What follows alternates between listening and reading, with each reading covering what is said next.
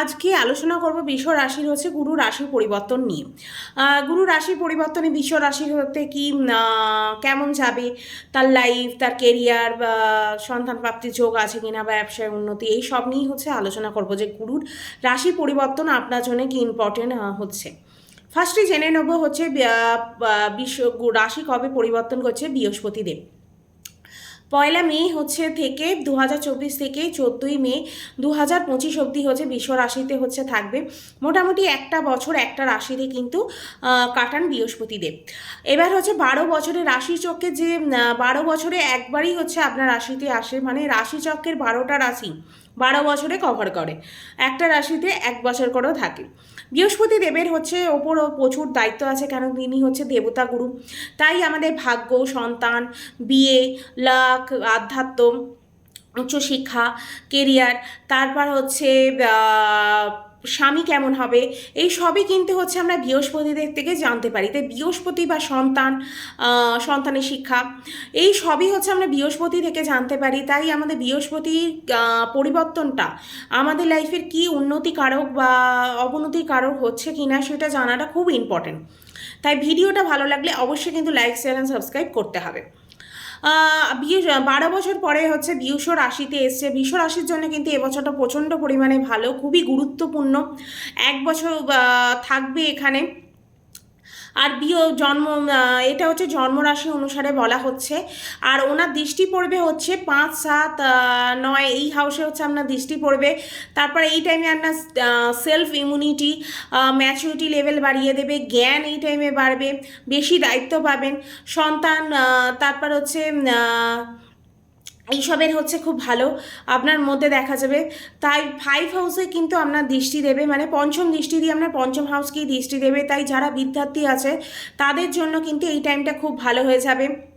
তারপর বিদ্যার্থীদের জন্য খুব ভালো হবে এই টাইমে। আধ্যাত্মর লেভেলটা কিন্তু খুব ভালো হয়ে যাবে।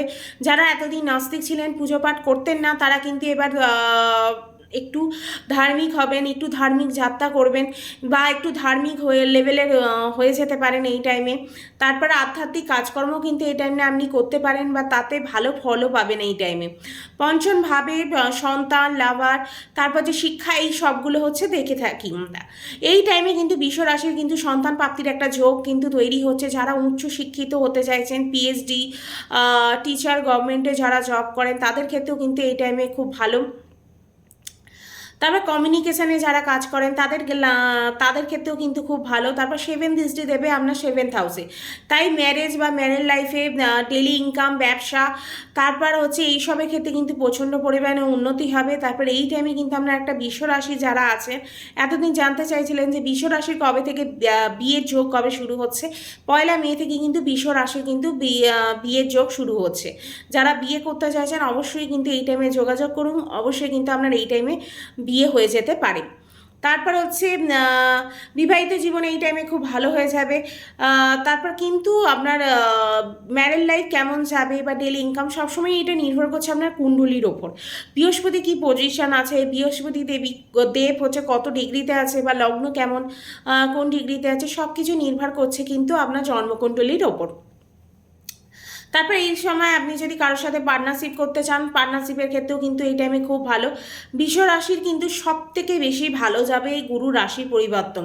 সব দোষ এই টাইমে মাফ হয়ে যাবে আপনার। তারপর হচ্ছে আপনার 3টে দৃষ্টি 7, 9, 5 দৃষ্টি দেবে। তারপর হচ্ছে এই টাইমে ভাগ্যের কারক, ভাগ্যকে দৃষ্টি দেবে। তাই জন্য এই টাইমে আপনার খুব ভালো হয়ে যাবে। 8, 12 লর্ড হয়ে আপনার ফার্স্ট হাউসে আসবে। তাই কিন্তু একটু ফ্যাট কিন্তু এই টাইমে বেড়ে যেতে পারে। ছোটো কোনো চোটও এই টাইমে লাগতে পারে।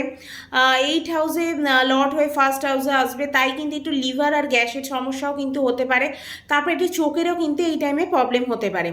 কেননা 8 আর 12 এই দুটো ঘরই কিন্তু ভালো নয়। তার লর্ড হয়ে আপনার ফার্স্ট হাউসে আসবে। যেমন কিছু ভালো গুণও আছে, কিছু খারাপও কিন্তু করবে। যেমন ফ্যাট ইনক্রিজ করতে পারে, পেটের সমস্যা, চোখের একটু সমস্যা, এগুলো কিন্তু আপনার মধ্যে আসবে। ভিডিও ভালো লাগলে অবশ্যই কিন্তু লাইক, শেয়ার অ্যান্ড সাবস্ক্রাইব করবেন।